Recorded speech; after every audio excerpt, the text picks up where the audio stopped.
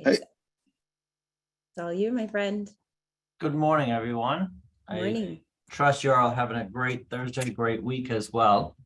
Wanted to take time and start throwing out a couple of questions first, open it up to a couple of questions first so that we get a couple more people on the call and then we'll jump right into it. So today's focus is all about working with sellers and really the tools that you're going to need from pre-listing to the actual appointment to listing, and then the post-listing. You basically, what are you going to do to make sure you get that listing sold? I know next week's class is probably going to focus more on that, so we'll probably focus a lot more on getting the listing, especially what are some of the tools that I use, especially on a listing appointment, and that you should definitely use that really aren't talked about much, but it's very important for you to have.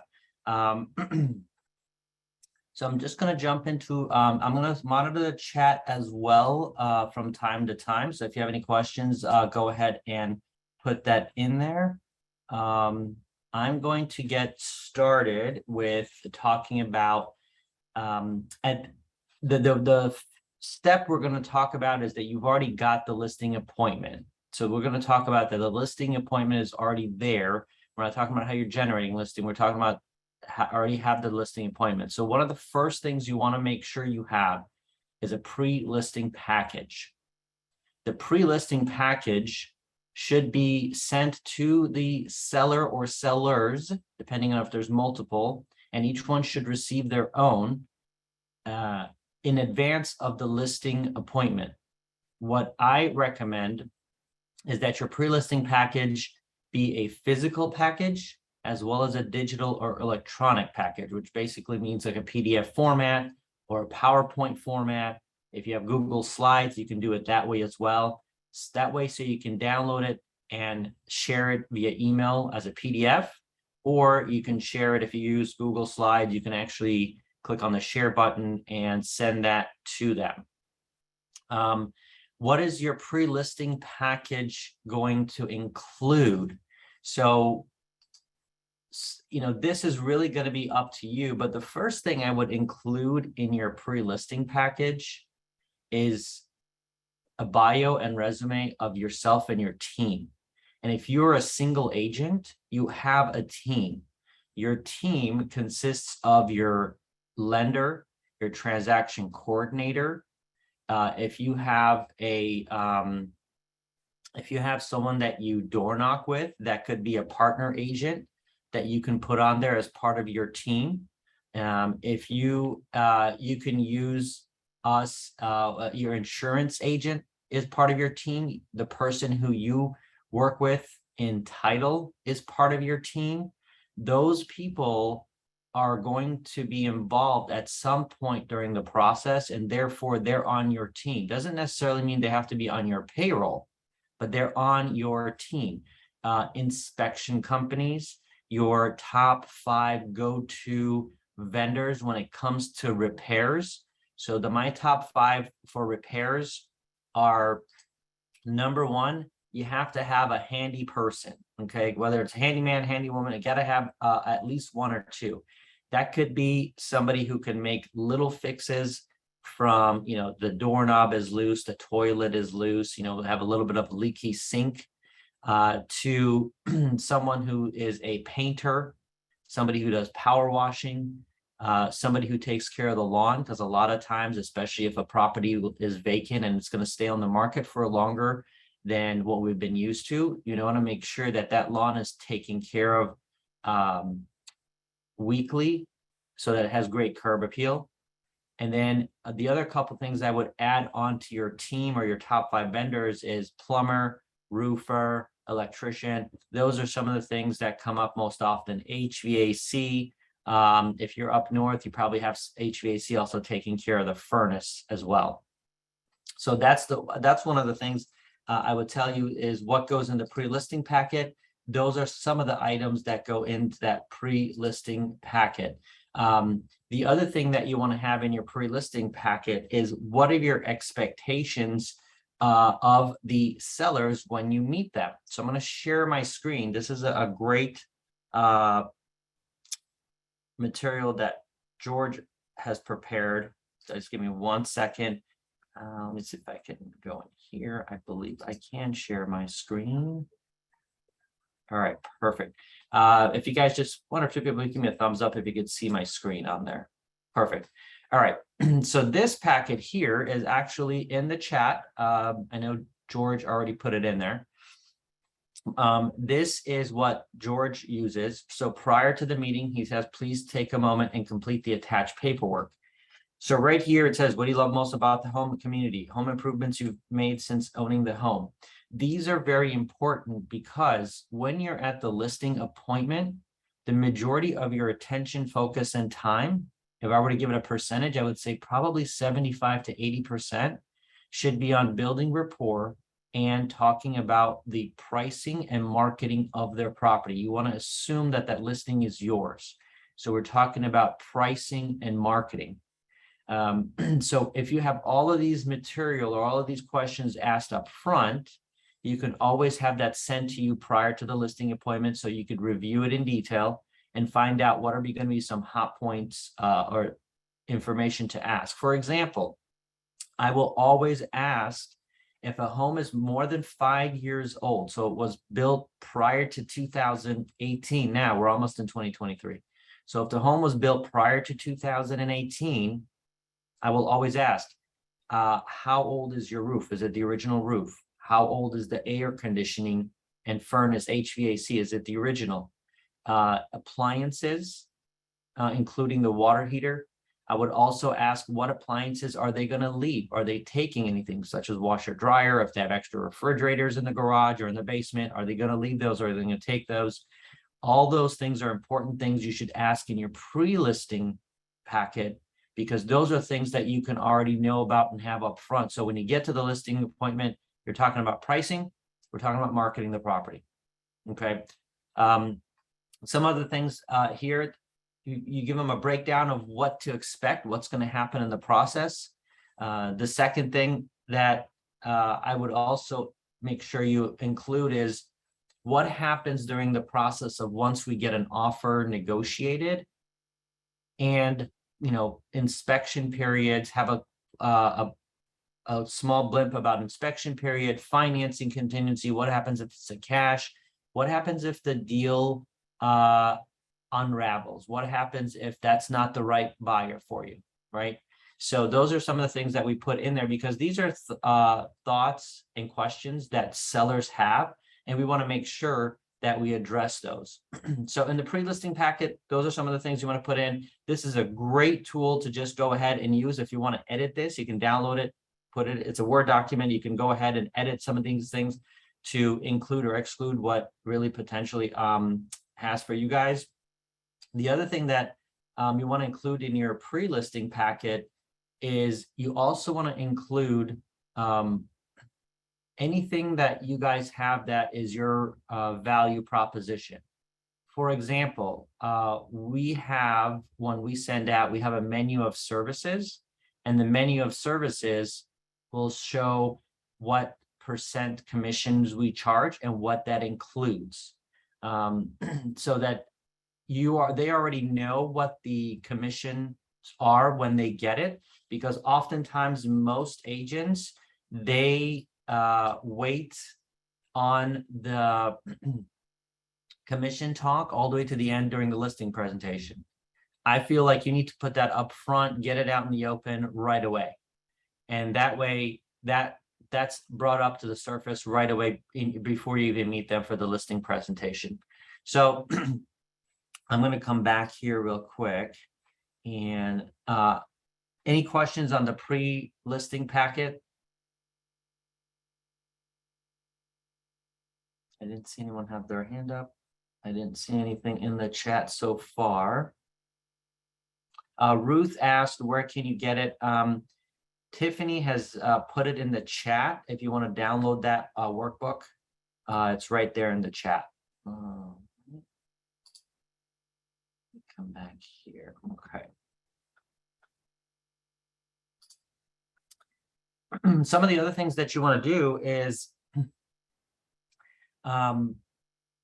when you're going to go on your listing appointment, I think it's very important that there's two things we're talking and focusing on a lot about: building rapport, and also making sure that we're talking about pricing and the marketing of the property.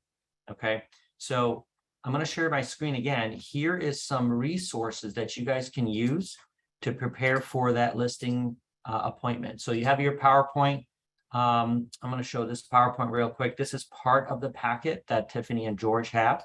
So I'm going to show what they use here. So this is I really love this PowerPoint. And it's just really to the point. It doesn't have a lot of wording on there. It's just got everything that is basically important, central to what you need to do right here. So definitely go over this. Because it's a PowerPoint, you can edit it, add slides, delete slides on there. But I also want to show you a couple of other resources that I use. And I've shared them in the past, but I think they're really crucial. One of the things that I use is list reports, because this automates a lot of some of the marketing for your listings. And so they have promotional flyers, which is something that you can show and demonstrate when you're on your listing appointment, or you can send us in the pre-listing packet as well, is really go over this as part of, here's some of the marketing we're going to do specifically for your property. And using list reports is actually, there's no charge to it. So you just sign up at listreports.com. It can integrate with your MLS. So it'll automatically pull your listings right into this and create these for you, so that you're not spending time or resources coming up with the material. You can print that out, you can download it, you can share it on Facebook. One of the things that I really like is this infographic, because it takes the property address and it will show you within a mile of what services are around there. This is important when you're sitting with someone at a listing appointment, because you're telling them this is how we are going to make sure that when buyers are looking at your home, they know where these things are, because chances are the buyer's not going to be from that area or that neighborhood. This is just really professional, clean graphic. I always get asked the question of schools, and schools is one of the things that I have no idea where to get. This just automatically puts it in there for you. So that's one of the things that you can use. The other thing that I really like about this is that now they just have shareables. So these are digital shareables that you can put on social media, such as Instagram. You can put this on TikTok if you have a TikTok account, Facebook. You can go ahead and give this link to your sellers for them to share it on their Facebook, their social media, to let their friends, neighbors know that their property is for sale. And they just create this for you automatically, and you can just go ahead and download it. You can share it to Facebook directly from here, or you can share it here via email. So this is list reports, a lot of great tools that you can use to create automated marketing. It should definitely be part of your automated, it should definitely be part of your marketing packet, especially when you're going on a listing appointment. Delenia asked, do we have a lender attached to list reports to use for free? Your lender actually, if you have a lender, the lender actually pays for a lender, it's a paid version. For the real estate agent, it is not a paid version. You can actually get this for free. There are certain things that they charge if you wanted to have like a specific website for that specific listing, you can pay for those, but most of the stuff on here is free. Everything you really need, it's for free when you set up your account. Let me take a look here real quick. The other thing that I wanted to show you guys is you need to have, when you're on that listing appointment, you need to have a net sheet, so that the prices that we're going to talk about marketing the property at, we understand what the net sheet is. And here's the reason why that's important. When we're talking about pricing the property, it's more important than anything else as to what are they going to net. And we need to have that conversation up front, so there's no disappointment when you get a buyer, because, oh, I didn't know that that was the amount that I'm going to have to walk away with. No, I'm not going to take this deal. We should have listed the house higher or anything like that. You really need to make sure that the net conversation is happening. And we're going to go through an example, because when you take a listing, there's two things I always look for in a listing. Is it marketable? And is it sellable? The marketable, it really goes back to condition, location, pricing. Are you priced correctly for the market? The sellable is, what's their motivation for selling? Do they just get transferred to an amazing promotion in another city? And if they can't get there in the next 2 months, they're going to lose that promotion. That's high motivation. Are they going through some tough times that they need to sell this house to be able to get out from it, maybe unlock some equity? Those are motivation. But if they're just going to see, hey, we want to test the market and see, what it is, and maybe not. Those are some of the things you need to know up front, because you need to know how aggressive we can be with marketing, with pricing, so that you have a sellable and marketable listing. So I'm going to show you guys right now you can use a net sheet calculator. They're on the internet. You can reach out to your title company. So reach out to like Celebration Title if you're in Florida. Anywhere else, just reach out to your title company. A lot of them have a really good calculator. I use Blue Ocean Titles calculator. I don't know if I think you guys can see my screen here.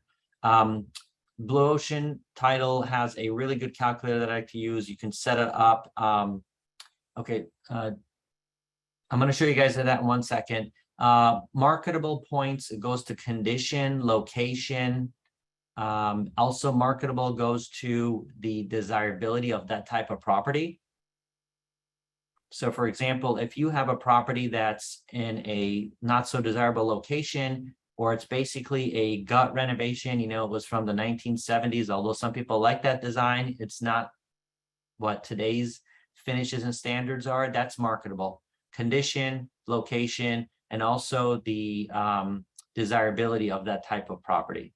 And then the sellable part is really the motivation. Why is that seller selling? Oftentimes, the market timing or what the property is worth is really down on the list. It's really a life event that you've got. So right here on the net sheet, once you guys log in here, this is what the net sheet looks like. And I'm going to run through a scenario right here. So if you notice here, it says seller. I'm going to be running this for a seller. Closing date, let's say we're going to close on this property at the end of the month. Sale price, $450. So what I'm saying is, okay, if we're going to list the property and we have it under contract for $450,000, and now let's say that they owe $158,000 approximately on their mortgage.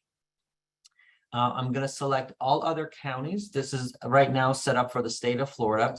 The 2 counties that can 3 counties that can actually give me specific numbers for is Volusia, Flagler, and Orange County, but I'm going to set it up for all other counties. Is the seller paying the owner's title insurance? It's customary for most areas that the seller pays for the title insurance if they select the title company. I know down in Miami and I believe Dade or Broward County, that might be different. In your area, it might be different. But for the most part, I default that the seller is paying for the owner's title insurance. And on this property, last year taxes, let's say, were $5,800. And listing and sale commission are 3 and 3, which is a total for 6 here. We're going to go ahead, and Mickey Mouse is actually going to be selling this property. Let's put an address in here.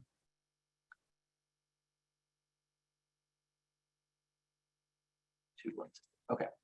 Once you have this over here, you can add more fees. For example, if there is a HOA estoppel fee, let's say there's a $265 HOA estoppel fee. If you're in a state where an attorney fee might have to be paid, you can add all these in here. Home warranty, if the seller is going to participate in paying for a home warranty, you can put all these things in here. Once you have this, you can actually click on calculate, and it will generate a clean net sheet for you. And you can create multiple one of these. So let's say, if we have a purchase price at $450, here's how much you would net. If we have a purchase price at $440, here's approximately how much you would net. And I always tell them, here is your net amount. If you look through this here, you've got your tax prorations that the seller will pay, mortgage payoff, owner's title policy, transfer tax, commissions, settlement fee. Here's our HOA estoppel fee that we added on there. And then at the bottom, it tells you right here is the total cost minus the $450. There's the total net that they'll get, $252, $637 right on here. So this one, you can actually go ahead and save it, email it, or save it as a PDF or print it out. I would not include this in the pre-listing packet. This is to be included when you're at the listing appointment. Because if you send us in the pre-listing packet, they don't know what these things are. They're like, wait, I don't want to only walk away with that. You need to have that conversation. The pre-listing packet is to give them what you need up front. I noticed Fred just put in a new path title. Awesome. Use new path title, use their seller net sheet. So that's the seller net sheet right there.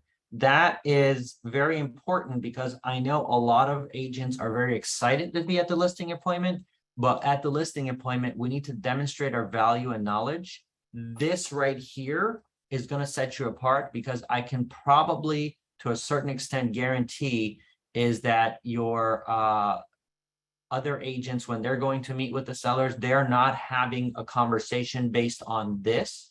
They're having a conversation based on, well, that house sold for this much, and I think we can get you this, but what are they really walking away? Here's the other thing that I have also noticed on certain times when I've gone.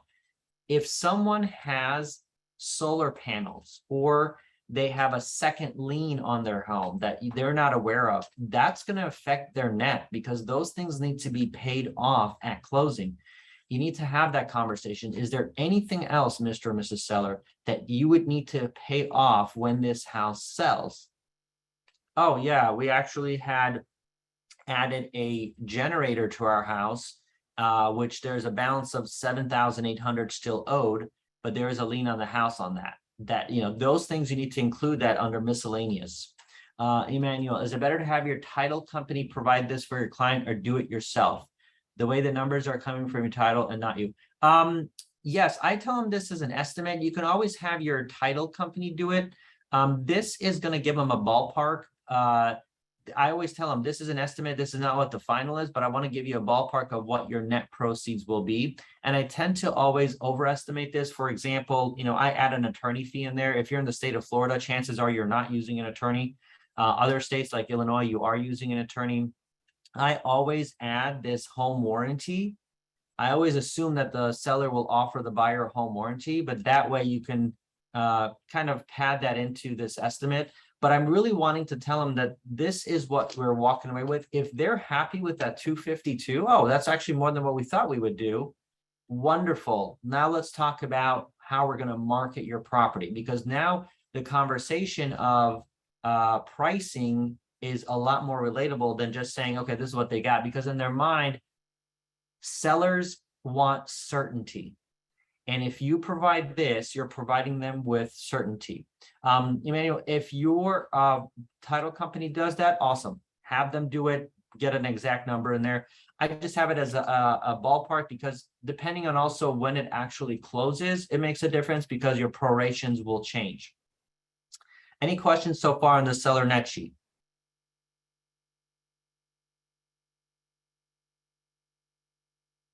Okay, I just want to go ahead and actually save this as a PDF so we can kind of see what it looks like. So here's what it'll look like right here.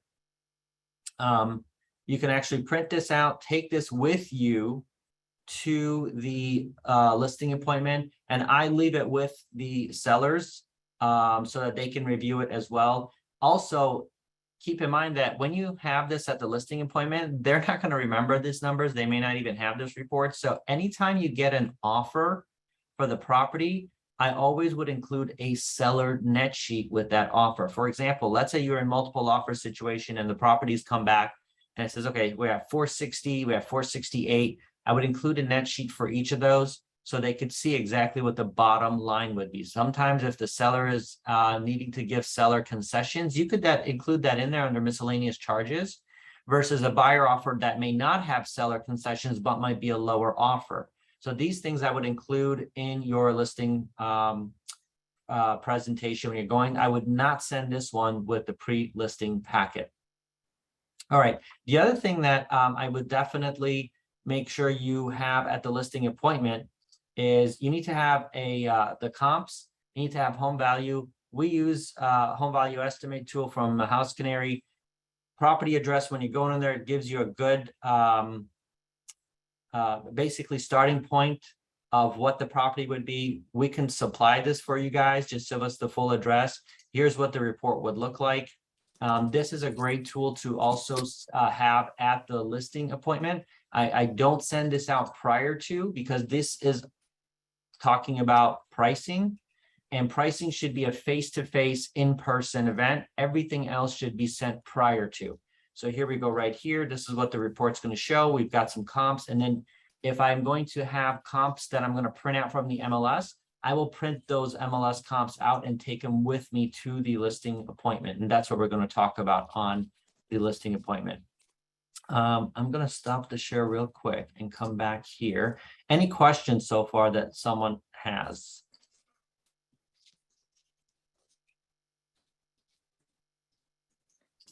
Hey, Ali, first of all, thank you, man. What a great information again. And with George's listing kit and everything you do. Talk about House Canary just a minute. You had mentioned that once before. What do they do for you? So House Canary is actually through our mortgage brokerage.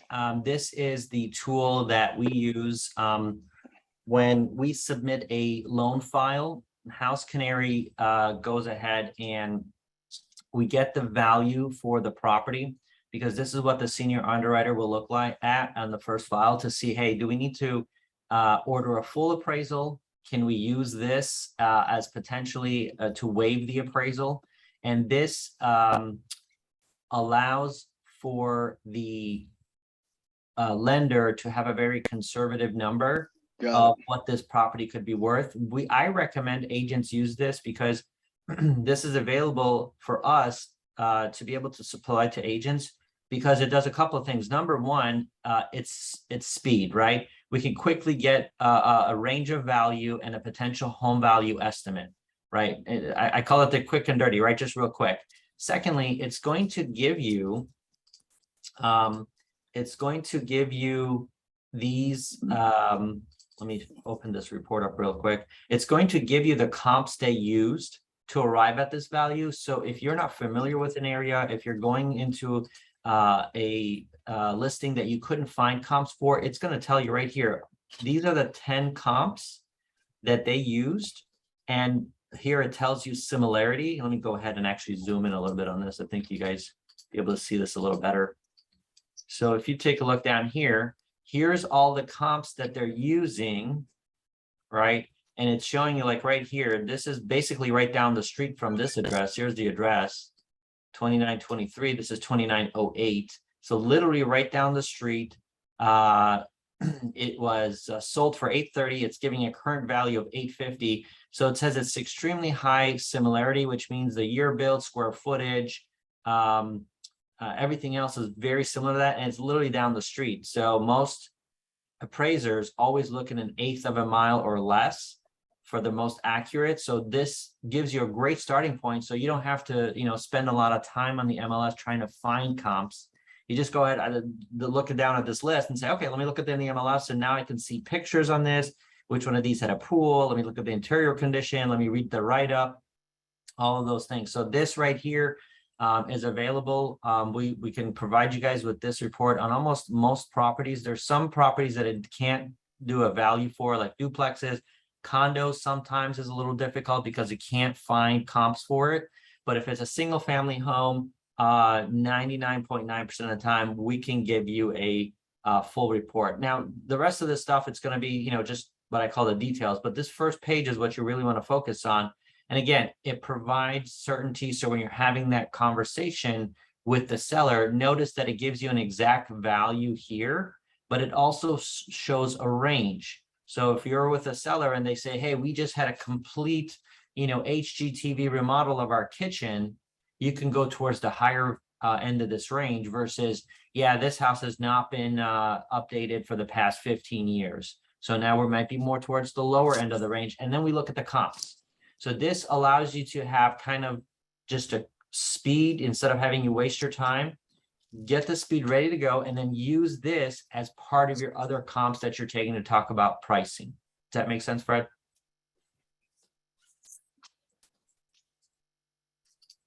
Yeah, I'm sorry, I was on mute. Yeah, absolutely. So if someone wanted one of these, they would contact you. Yeah, just send me a quick text with the full address and we could send it out. I'm going to go ahead and put the info in here.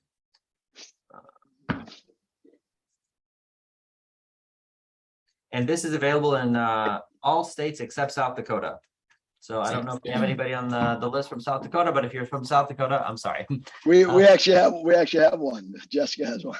All right, so if you're from South Dakota, my alternative also would be to use NARRPR. If you guys are not familiar, you should be, because you're paying for this membership through your National Association membership. So the website is NARRPR.com. Let me go ahead and go to that. NARAPR. NAR, which is National Association of Realtors, and then RPR, which is Realtor Property Resource. Everyone can have an account because this is part of your dues that you pay annually. And this one also provides a good tool. So for example, I'm going to just go ahead and click on one of these properties right here that I did a search on in the past. So here's a property right here that I did a search on in Indiana. Right now, the property is not for sale, but it's going to give you an automated value of 150. All right, it's going to give you some basic facts. So again, this is a good one to also use as a starting point. The one thing of this is that I don't know if it's not as clean as that other report, and it's not as updated or accurate as House Canary is, because House Canary is used by all lenders. One thing I do like about this is this interactive map up here. You could click on this, and I like to just get an idea of what properties around it are selling. So for example, if I'm selling, or if I'm going to go on a listing appointment for this property right here, I'm going to take a look, and it's going to give me a ballpark of what all these other ones are worth. And if you take a look here, most of them are listed about 320 to 380. So you already know your range right here. I'm basically looking to get as refined as possible, so that when I go on a listing appointment, I have a pretty good idea of what that house should list for. And so when I talk through with the sellers, I always ask them, what do you think your house will sell for? Okay, and what do you want to get for it? Because if that is a big gap, we need to narrow that gap. And then I'm going to show them here of what that gap could be. All right, so that's NARRPR. You all should have access to it. If you don't, just go to NARRPR and sign up. You should have access to it because you're already paying for that. Let me come back here. Yeah, and on that one there, Ali, I would suggest just put your email and just put forgot password, because I think they already have an account there.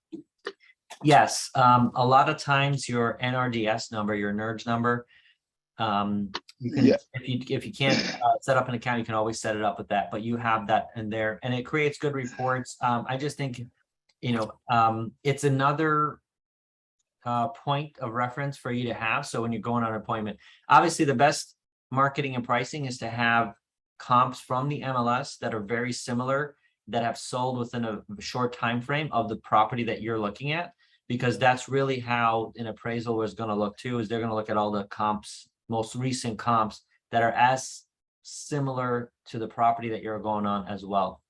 Here's the other thing: when you guys are doing the pre-listing, I would also, in your listing package, now this is an opinion piece, I always send out all of your listing agreements, addendums, seller property disclosure that they would need to fill out. You send that out all in the pre-listing package. I would send it out both digitally and in the mail, because I want them to start reviewing that. And I also want them to start filling it out. It's a great sign when you come to the listing appointment and on the kitchen table, you see they've already filled out the seller disclosure. They've already had maybe some yellow stickies on the HOA disclosure, because they're like, oh, ask the realtor, not sure how to fill out this form. That's a great sign that you have that listing. So basically with that is, let's talk about, I noticed that you have all these things filled out. Let's go over the paperwork real quick, because you don't want to try to act like you don't have that listing. That listing is yours at that moment. So you want to keep that listing presentation short, and let's talk about pricing and get your house on the market, and how we're going to go ahead and get the maximum exposure by marketing your house on the MLS, doing just listed postcards, mega open house program that we have, all of those things, as opposed to you coming and trying to, as I say, don't say blah, blah, blah when blah will do. And so if you send out all of the listing agreement completely filled out for their property, the homeowner association, if there's one, the lead-based paint disclosure, radon disclosure, the seller property disclosure, all that stuff going out upfront is very important. The other thing that I would also send out is you also want to have a checklist of the items they're going to need to transfer over at day of closing. All the front door keys, back door keys, garage remotes, if there's a gate, the gate fobs, mailbox keys, how many do you have? What is the mailbox number if you have like a cluster as opposed to that? Manuals, any kind of warranties that can be transferred to the next owner. If you have an alarm system, are you under contract? Can that contract be transferred over? Utility information, all of those things that you can get on the pre-listing appointment. They should have a checklist for that. Again, it's going to save you time, and it's a great indicator that if they've already filled that out when you get to the listing appointment, chances are you are getting that listing and you're not spending a lot of time talking about things that may not matter because you already have that insight. The last thing that I'm going to share with you too in your pre-listing appointment is I send out it's a Word document, it's got 4 lines on there. What are the 4 most important things or concerns that are keeping you up at night about selling your house? And that is very important that they fill that out. So what are the 4 most important things or concerns that are keeping you up at night about selling your house? And then you want to focus on those top 2. Because that's what they're really concerned about. Oftentimes you'll see it's not commission. It's things like, well, should we paint the house before we sell? How is it going to work if we have a house that we want to buy, but we need to sell this house, but we have to make sure that this house sells and have enough time to be able to close on the other one so we don't have to make 2 moves. Those are some of the things that, okay, that's what their concern is. That's what I need to address when I'm talking to them either on the phone or at the listing appointment. Those are a lot of the things that you would look at. Sometimes I've had it where if they have a special needs child, we're really concerned about, being able to accommodate showings, especially with the situation we have. Okay, let's talk about that. Let's find out what is the best way to do that. Do we set a schedule for showings, like no showings after 6 p.m., no showings in the morning at this time, or we block our showings to 2 days a week. We do all showings Friday from 4 p.m. or 2 p.m. to 7 p.m. or Saturday and Sunday from this time. Talk about those things. If you know that, it's kind of having insight and reading people's mind ahead of time. And I can't tell you how many times that has really given me the insight when I'm going on a listing appointment versus just getting there and trying to feel out what information is. And the reason I say that is I know some people might say, well, that's a lot of information for them to do before you get there. Well, when you go to the doctor and you schedule an appointment, they send you all this paperwork you got to fill out, all the thing about your medical history, what kind of medication you're allergic to, all that information, and you gladly do that. So I'll guarantee you that they'll gladly do that. And it's a really good sign of how serious they are. And the fact that what progression they are in terms of, hey, they're going to use you for this listing. And when you have it in advance. And again, it's providing certainty because sellers want certainty. And that certainty is really important. If you also have access to EXP offers, you want to put that in there. We have a program where we can make an offer for your property. And if that makes sense, we can skip showings, we can skip open houses. You may not even have to make any repairs or upgrade anything in the house to get it sold. That's part of your pre-listing package so that when you have that appointment, you've already had that information come up. So it's not being presented to them the first time. I always recommend when you send out your pre-listing packet that you follow up with a phone call or a text message. Number 1, make sure they've received it. Number 2, make sure they have had a chance to read through it. And if they have any questions prior to the appointment, no problem. Send me your questions. Here's what happens when you get the question. When I receive those questions, I do not answer those questions right away. I say, wonderful. You had a question about the property seller disclosure, page 4. Great. Are there any other questions? You keep asking that, get all those questions. And then once I have those, here's what I say. Wonderful. I have the list of these. I'm going to go ahead and when we get together on Saturday at 3 p.m., we'll address all of these issues. If you start answering those questions, they may not like that, or they may not understand, they may cancel that appointment on you. But at least now you know if there's anything. Great. We will go ahead and address all of these Saturday at 3 p.m. when we meet. I'll see you on Saturday. That was a mistake I was doing, is I was already answering those questions. And then what happened is now there was ambiguity. If we're doing it via email or text, maybe it's not on the phone.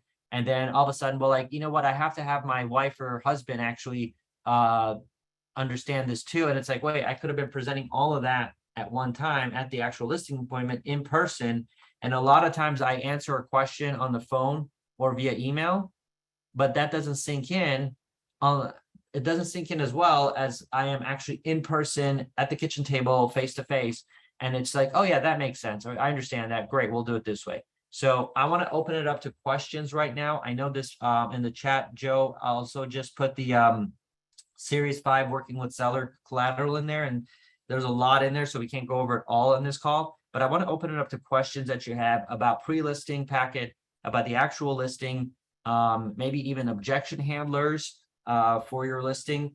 So I want to open that up right now. It's 9:17, so I'm going to go ahead and open up those questions. If you want to put them in the chat, or if you want to unmute and come on, more than happy to. I have a question, Ollie. Sure, go ahead. On your House Canary report, because I've been getting quite a few of them and I love them. Would you say that the number they give is closer to what an appraiser would give? I need to be clear about that. Yeah, so the home value estimate is skewed a little bit towards a conservative number. And here's the reason why. Lenders are always conservative because they don't want to take risk.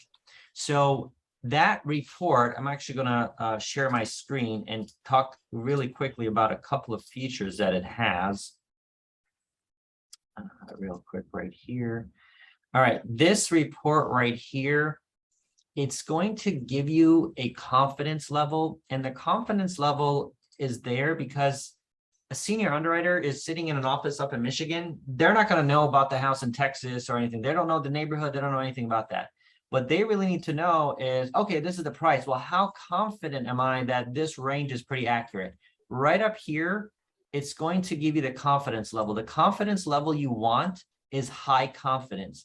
Average confidence would trigger that, okay, we may need to get an appraisal, a full walkthrough appraisal for this, because the range is kind of wide. It's basically saying 706 to 977, right? So this is not in a place of an appraisal. What this allows them to do is say, if the loan is within guidelines of debt to income ratio and loan to value at 841, we're good. We don't need an appraisal. We're confident enough in this to do it. However, if it's a loan where at 841, the loan to value is 97%, that means that they're highly leveraging, they're getting a loan and they're putting very little equity down. This is not going to be used there. They're going to have to order an appraisal. What I tell sellers, and what I would tell even your buyers, if you're using this for a house they're looking to buy, I say this is a starting point and it's going to give us these other properties to compare to. For example, if I look at this property right here, that's 950,000, right? But it's less square footage than this, and it doesn't have a pool, right? And it doesn't have a desirable lot, it might be on an awkward lot. This is a steal of a deal then, right? You got a big range. But if I'm comparing it to this one, 720, but this is actually larger square footage, maybe it has more bedrooms, has a pool, then this might be overpriced a little bit, right? But it gives you a starting point, and it also allows you to not waste time trying to find comparables on the MLS, especially if you're not familiar with a neighborhood. And one of the things you have to understand about appraisals is appraisers, when they do an appraisal, they're looking at two different appraisals. The first one they look at is called the condition of the property. So they're looking at construction type, what type of construction was used, is it frame, is it cinder block, what type of roof, how old is the structure, what are the interiors. So they rate that 1 through 6. You know, number one is this is a showcase home. It was built to be in a showcase. It's a builder's model. You know, all the bells and whistles, the materials used are above average. The second thing they look at then is, okay, now let me look at comparables. This property compared to this property, which one is inferior or superior? Which one is better or worse? And that's how they get to their point. Now, there's a lot of points that they use to get there, but that's how they start off with. Is number one, they look at condition of the property when they do the appraisal. That's why they have to come to the property, take pictures, take a look. And then secondly, then they look at comparables, because if they look at a property and they don't know what the condition is, and then they look at comps, well, if the comp is really nice, but this other one, the condition is not, they can't assign a high value to this one. And they have to let the lender know that, hey, the condition, if you look at an appraisal report, I think it's on page like 7, it says condition, and then it says C1, C2, C3, C4, C5, C6, and then also has T1, T2, T3, T4, T5, T6. That lets the lender know what condition it is, because lenders have that there. So they kind of know. That's why lenders never really ask what's the condition of the property, because they know the appraisal report will give you that. And so the condition is important, because if a loan is in default and the lender has to take that property back, that lender is not going to hold on to that property. They want to resell that as immediately as possible, and that condition impacts it. So what I would say with this, going back to your question of how accurate is this is going to be a little bit more conservative. However, the accuracy is going to be higher than your Zestimate or anything else that you pull, because the data that they're using here is constantly being updated as sales close. So for example, yesterday was the end of the month. A lot of sales will close yesterday and today. If you pull this report in about a week or so, this value will be more accurate, because it's going to take into account anything that has sold recently. One thing that I want you to also take a look at, if you're using this report for a buyer, it's going to show you value forecast. This is the projected 3-year growth on this property. This property is projected to hit $1 million valuation in year 2. Okay, so this is something you want to show to your buyers who may be hesitant right now to put an offer in, because they say, why prices go down? Well, what this is showing me is that it's saying, even with the slowdown in the market, we're getting back to somewhat of a normal market, not even slowing down really. It says that it's got a very, very low risk of this property actually declining in value over the next 12 months. Okay, and so this is what I would use to start. I would definitely say this is not the only thing you should be going into a listing appointment with. I always love to print out the MLS of the comps. So when we're there, I take my highlighter, I highlight the price they started at, I highlight what they actually sold for, I highlight square footage, I highlight the pool, I highlight, anything new they did, new roof, new water heater. Here's what they included. Here's how their showing instructions were. Because a lot of times I'll get people, well, we only want to show the house on Friday from 12 o'clock to 12:30, and that's it. All right, well, we're not going to be able to sell this property. It's not going to be marketable. It's going to be very difficult. Look at the showing instructions on this. It says use showing time, go show, appointment, vacant, ready, anytime. You can do it. I want them to understand all those things, because that actually impacts the sale of it more than maybe the property valuation. But I take that and I leave those MLS sheets with them so that they have it. So once we go back and I say, okay, do you remember that other property? It was listed at $950. They reduced it to, $925, and it actually sold for $895.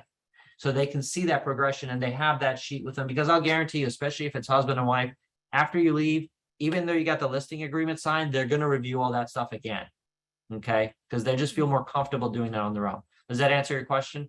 Yes, just one more thing. Now, on these comps that they put right under the graph here, and they go high, high, high, or medium, whatever, how far back are they going? Because I actually did take one that I got from you, and I pulled up the comps, and I wanted to make sure I totally understood your report that you give us.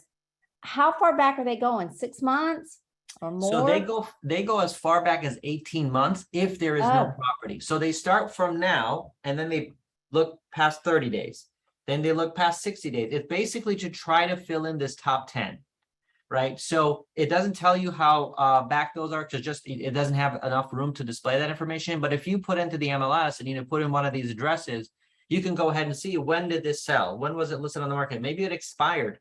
But you can see it goes back as far as 18 months, and the further it has to go back impacts this confidence rating. So if it has to go back 18 months, it's going to say low confidence. Like, I'm not really sure, because we really need to do more due diligence. This is a starting point. If it shows high confidence and it actually colors that green, it's saying, oh, the comps are fresh. It's very similar. We're good to go. Okay.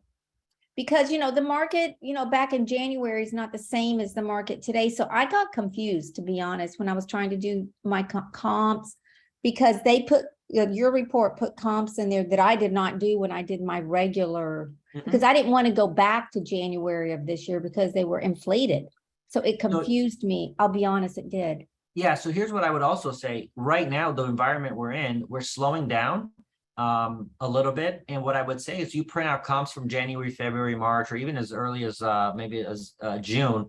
I would say these are what the values were, but we're not headed in a price increasing for every neighborhood. Talking about the absorption rate really helps too, because that'll tell you on a specific price point whether or not the demand is still there or not. I'll tell you right now, anything above 700,000 in East Volusia County, it's a completely normal seller's market. The absorption rate is 6+ months, which means that if every property that's available in that price point of 700,000 plus, it would take it approximately 6 months to sell all those properties if there's no other property that came in the market, based on the number of buyers that are buying every month. But under 450, it's still 2 months. That means it's an extremely seller advantage market for that. So you have to know that price point so you can figure out the absorption rate. But I would take if you have a comp only from January and it's showing that was a high inflation, I said this is not the reality of what the market is now, and it won't be the reality of what the market will be in the next 30 to 60 days when we go to market. So we have to really be conscious of pricing that out there. And that's very important, because when you talk about net, it's you may not get an above asking price. So are you comfortable with this net amount that you walk away with? Right. Okay. And the other thing I would, Go ahead. yeah, and the other thing I would tell them too is, especially if they're going to be buying with you in the same area, that net amount is going to impact their down payment and everything, and the affordability of what they can buy. Because a lot of times they think, hey, I have a $700,000 home, I'm going to sell it. They're thinking 700,000. No, you got 350 mortgage on that. There's cost. You don't have 700,000. You have 325 that we can play with. So that's important for them to understand that as well. Okay. Thank you. That helps. I confused myself that, oh my God, I was going crazy that day trying to figure everything out so that I would be certain, that certainty is a big word. And it's totally okay to go there and say, Mr. and Ms. Seller, this is obviously I want to provide certainty. Right now, we're not as certain, but as we get more data and more comps and things come on the market, I can give you more certainty on that. Okay. Keith, you had a question. Go ahead. Thank you. Good morning, everyone. Allie, I just want to thank you. The expertise that you have both on the real estate side and the lending side is superior. So it's really wonderful to have you as an asset. I appreciate you guys. You bet. So Allie, we're talking about things to say to folks at listing appointments. Last week, there was a gentleman I've been working with for about 3 months trying to get the listing. And in the end, he just decided to go with Open Door. So I just kind of like to get ideas from either you, Allie, or Fred, or whomever has some great experience on the call about what you say when the couple's sitting there and they go, well, we're really leaning toward Open Door. What do you come back with on that? So Open Door, did they make an offer already for their house or not yet? I don't know the answer to that. He essentially just disconnected and said, hey, thanks for all your time, all you did. You were great, but I'm going with Open Door. And I said, well, they still charge you 5% and they may not market it as much as someone like me would. But he had already made a decision. Yeah, so a couple of things I would do to counter that. I know there's an article, I think Inman might have had it, where it showed that if you go with an institutional buyer like Open Door or OfferPad, you're actually not netting as much as you would to go with a professional real estate agent. So I would definitely share that with them. The second thing I would do is if they already have an offer from Open Door or OfferPad, take that offer and put it so we can compare apples to apples with your net sheet. And I would give them a couple prices. So if we sell it, because when OfferPad or Open Door gives you an offer, actually, let me see in here if I have something real quick. So when you look at OfferPad, they give you a price, but then the actual offer, you need to look in there. So let me look at view offer real quick. So it says, hey, well, we'd like to buy your house for 403. That looks great. Well, let me look at the details. Well, here we go. Service fee 6%. Current market factor means they're going to reduce it another 2%. Oh, free local move. Great. All right, no big deal. Repairs based on inspection, net proceeds 370. So that 403 they thought they were getting, it's really 370, and we haven't even done the inspection yet.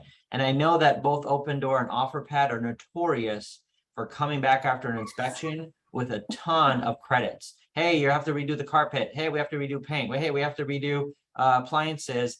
Give us a $17,000 credit. You don't have to make any of these repairs, but that credit, and all of a sudden, what I thought they were getting 403, they're getting something in the 330 range, 340 range. Whereas if you go to market, they could potentially maybe get like 415. We do our net sheet and they're netting actually 385 versus here, they're only netting 370. So apples to apples, that's why the net sheet is very important. Now here's the advantage of OfferPad and Open Door. They're giving them certainty, may not be what they like, but it's certainty. Secondly, they're taking away a lot of hassles, right? They're saying you don't have to do open houses, you don't have to do showings, you don't have to make any repairs, you don't have to clean your house, you don't have to put your valuables away, you know, very little hassle. And that's where you really have to be confident to say, in order for us to make sure you get the house, here's what I want to be able to do, and we're going to help you out to do this. The second thing I always do, and you know, I like to talk with people with analogies because I feel like that gets them emotional. What I tell them is, Mr. and Mrs. Seller, if you had a bank account with $403,000 in it and you wanted to close that account, and you go to the bank and the bank says, well, if you want to close this account, we only have $370,000 to give you today. Right now, you could close it, we'll give you 370. However, if you were to be willing to wait and come back in 35 days, we'll give you 403. Perhaps maybe we can give you a little bit more. Which one would you take? You know, is that 35 days worth $33,000 to you? That all of a sudden interrupts their mind. And I've used that multiple times when people are trying to sell to a wholesaler, or, you know,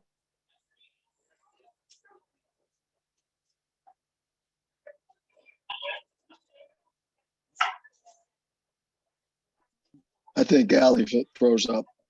Hey, froze up.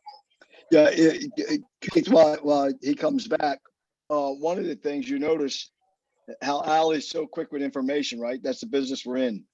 And where he learned that technique was just by showing up on meetings like this. So I'm glad you're here, number one. Number two, you know, he mentioned the emotions versus the logic. They didn't list with you. They did not list with you because of logic. It was all emotions. You didn't change their state of mind. So you had to leave something behind that caused them to say, wait a minute, because the fear of loss is greater than the fear of gain sometimes, right? So if you leave behind and say, wait a minute, before you do that, you know, other people have felt that way. Let me tell you what they found. And I loved his analogy just now about the bank account. And then call on either somebody senior in your group, or, you know, look at my public pricing model, publicpricing.com, and say, wait a minute, let me get you an evaluation quickly. And when you first went out to get the listing, you should say, let me submit it to all, you know, a couple people and see what investors will pay, and then take his analysis. So we're in the information business. The more information you're equipped with, you know, bullets in your gun, and then create a different state for them. So you probably had a lot of logic, but you didn't make them feel something, right?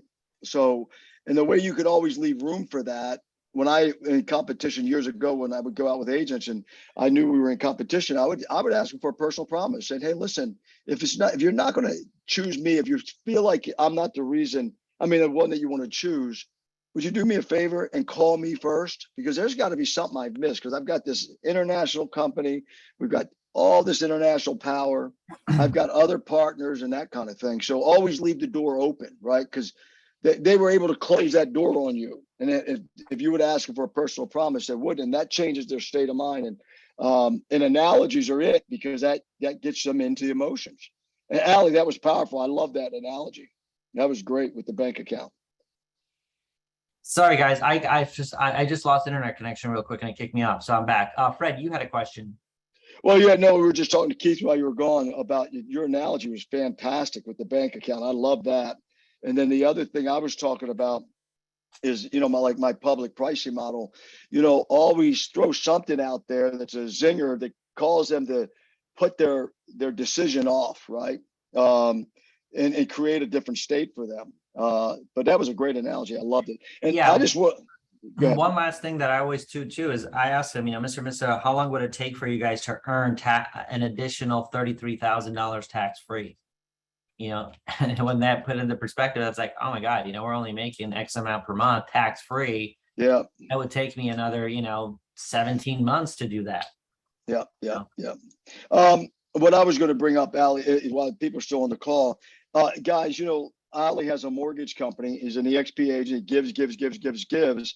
And I would try him out on his mortgage company. Try the people out that give to you. Whether I have a title company, he has it. And again, no one's saying quit what you're doing, but at least move it around and see how much he'll support you.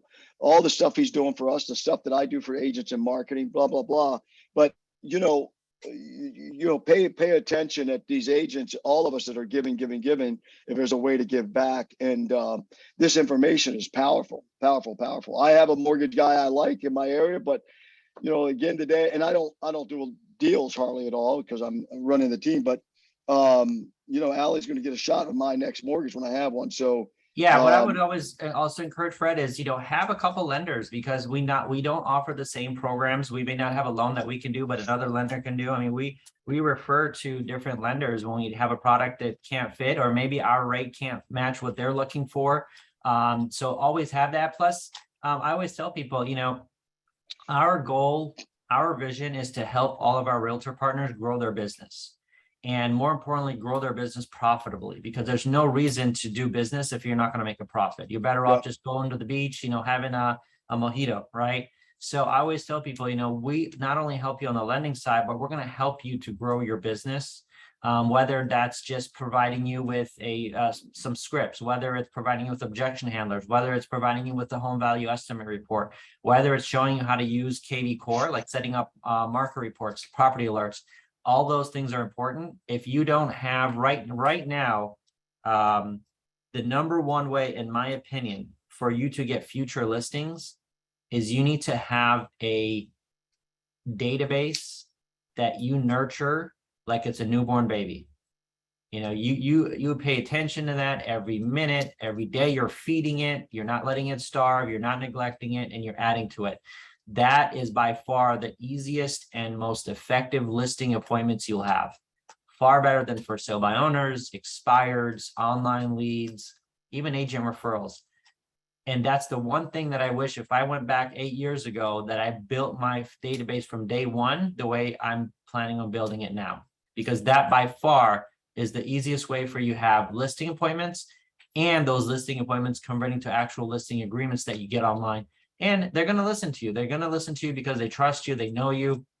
When you tell them, hey, you're going to need to go ahead and power wash the driveway, they're going to do it. Hey, you need to mulch the front yard so we have great curb appeal, they're going to do it. Hey, I think we should take this offer. I know it's not what you were anticipating getting, but let me tell you this offer right now, it's available, it's on the table. And I always tell people, a bird in the hand is worth two in the bush, right? Take this offer, take it. I know it's not what you were thinking about, but a lot of times, hey, our goal is to sell this and for you to get you guys to, Atlanta. That happens. So don't discount the value of building a really good database and nurturing that. And we provide help with that. And just telling people, I know a lot of times the advantage I think I have as having a lending company is that I have the real estate experience. So I can guide you through a lot of those things, especially when it comes to, hey, how do we negotiate this repair item? How do we negotiate these things that came up on an inspection? One of the things that I would share with you guys is the market we've had over the past maybe 2.5 years has been a wild market. None of us have really seen anything like that. For some agents, it's been a fantastic market because you literally get a listing and you sold it within 24 hours, maybe even got under contract. That market is probably not going to be the market going forward in the next couple of years. What I would tell you is that one of the strategies I used to use in a normal market was whenever somebody would show my listings, we would have what's called a reverse offer. The seller would immediately make an offer to every person that had a showing at that property. So for example, if we listed a property for $350 and I had an agent that showed that property today at noon, right as soon as I saw that Supra tells me that agent closed the property and left, immediately we would send out and say, hey, thank you so much for showing the property. My seller has authorized me to make an offer for you exclusively at 345 right now. Are they interested? And right away you would know, because one of the things that I hated was I would never get feedback from showing agents on the property. I kind of hunt them down, but I would always get feedback if I made a reverse offer right after the showing, because they would say, actually, they're going to think about it, or you know what? Let me let them know and I'll let you know. Or you know what? We were thinking of making an offer, but we want to come in at 340. Huh, perfect. Now we got, and that way also my seller feels like I'm doing something for them right after the showing, like I'm on top of it. Because I would always text the seller and say, hey, they just wrapped up the showing at 12:30. I already sent the reverse offer to them. And I already got an answer back that no, they're not interested, or no, they're going to think about it. Boom, boom. That used to be a wonderful tool. And I tell all my sellers on those listing points. Now, the market we had over the past maybe 12 months, you didn't need to do that. But I feel like that's an amazing thing to do to have as well.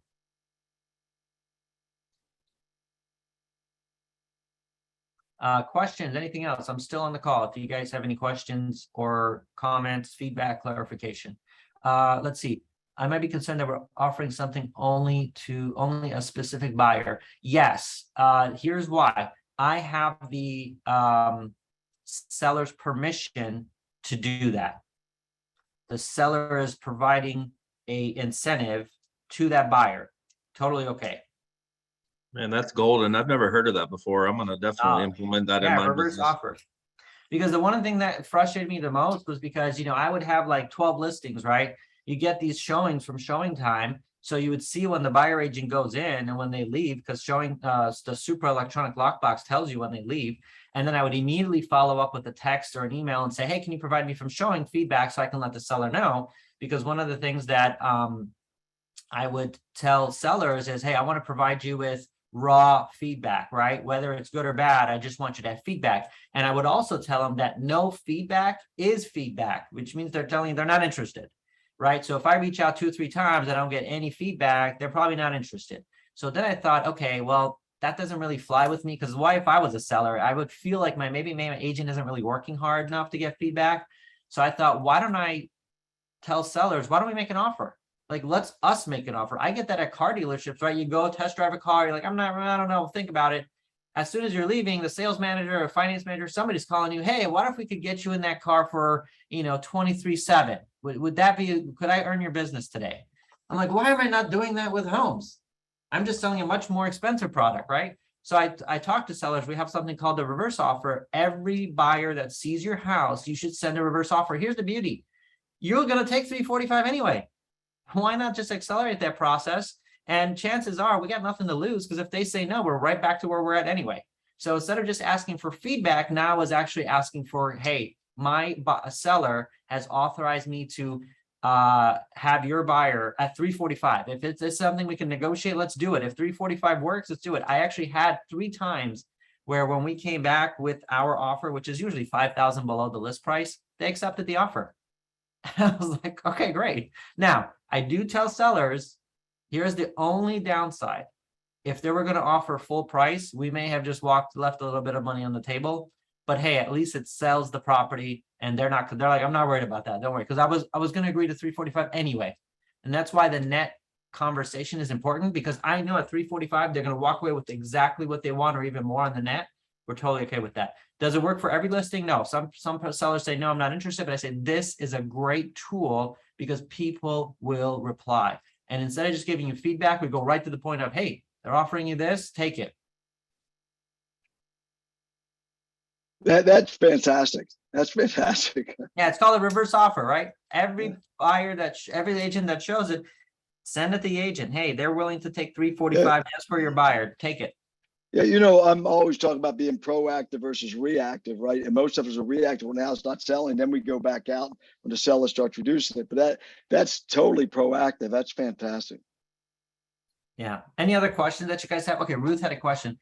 Are you experienced with manufactured homes? I don't have a lot of experience with manufactured homes because there's certain not only lending restrictions on manufactured home. I wouldn't say restrictions. I would say there's certain guidelines. For example, I recently found out that if you have a manufactured home, especially if you decide to move that manufactured home, it's no longer financeable. I did not know that. We found that out with a specific case we were trying to do. They were moving a manufactured home from one part of the state to the other. And it said the moment it moves, it loses financeability. I'm like, okay, did not know that. Now we know that. What I would tell you with Can I butt manufactured in? homes, I'm sorry, can I butt in for 1 second? Alec, go ahead. When it comes to manufactured homes, if we're talking about conventional financing in terms of a Fannie or Freddie product, yes. But if it is moved and then placed on a slab and it does have a tag on it after, I think it's 365 days, then you can turn back around and finance the property, but the land does have to be owned outright. There can't be a fee. But in regards to even single wides or mobile homes that have lot fees, I do have a lender that offers terms that are very similar to conventional, even similar to FHA. So it could be a single wide, only 700 square feet, has a lot fee, but it's a 5% down with a 23-year loan term. Rate will be probably around 6.5, 7.5, and it'll be on a 28-year AM. Can you put that in the chat, Alec? What exactly? Your contact info or the lender info, so Ruth can take that info, Oh, yeah, no problem.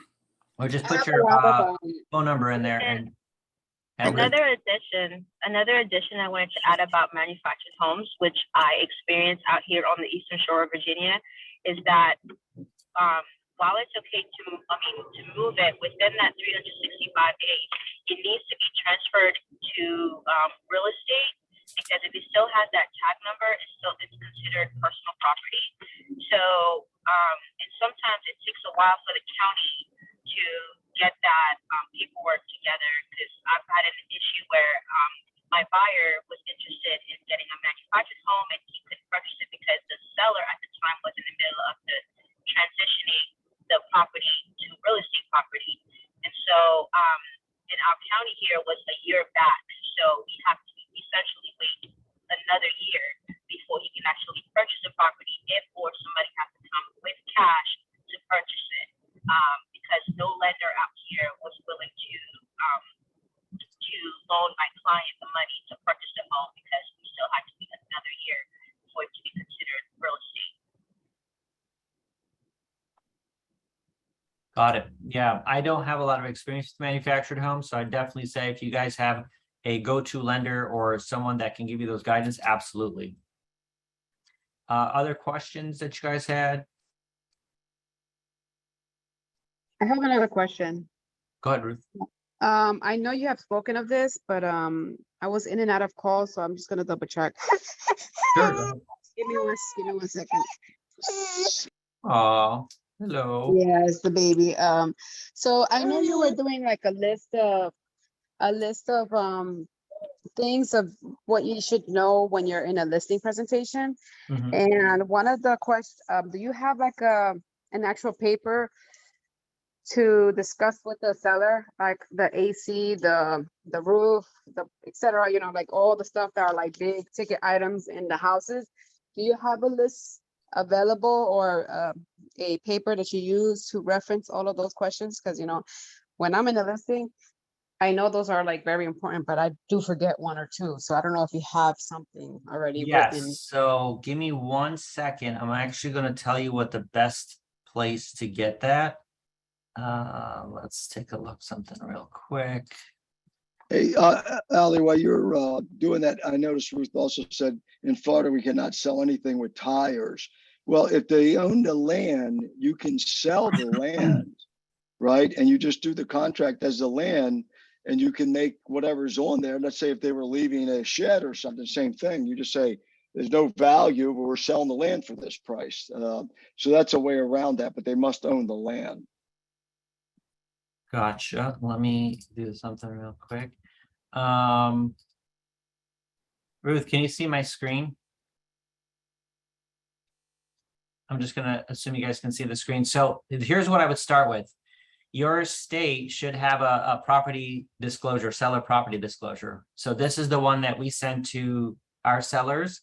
And I would start right here and take the most important things on here. So they have appliances here, they have roofs, and you can just put into a Word document your checklist right there. Roof, start with the most expensive, biggest things, roof, AC, appliances, water heater, washer, dryer, any kind of, anything that they've upgraded or added to the house since they've lived in it.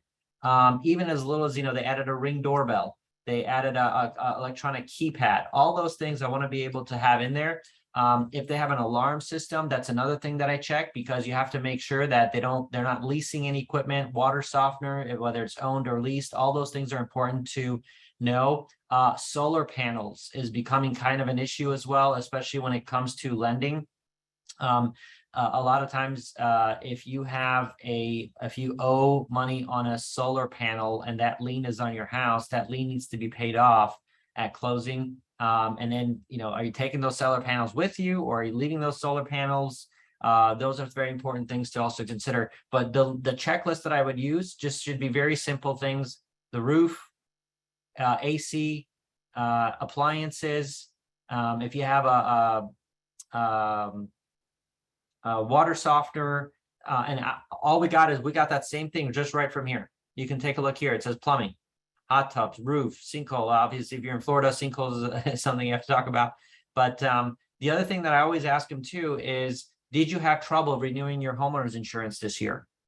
Because that's becoming a hot button in Florida, and I know it's going to become important other places as well.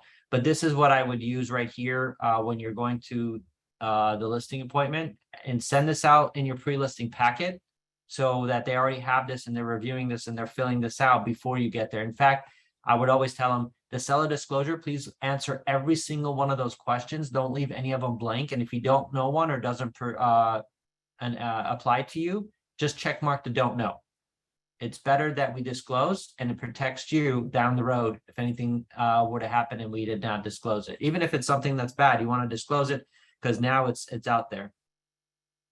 I hope that answers your question, Ruth. Any other questions? Let me see. I've got some stuff in the chat. Robert said, ask for a copy of the current home insurance policy. Absolutely. Awesome. That is fantastic to know, especially because it's going to give them an idea of the premium that they're paying.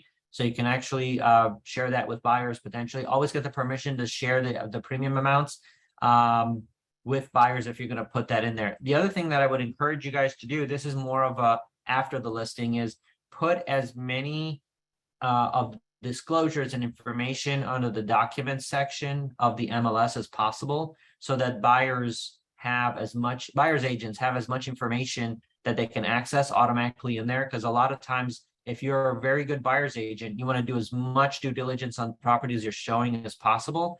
So I always look at the document section. Do I have a seller property disclosure that I can read or print out and take with me to a showing, so that when a buyer asks questions, I can give that and say, let's take a look and see if they mention anything about the AC, how old it is, all those things that are there to be important. Other questions, comments, clarifications? All right. Nothing else so far? This has been amazing. Thank you, Ali, for your time and welcome. your expertise. We really appreciate you. I'll go ahead and cut the recording now.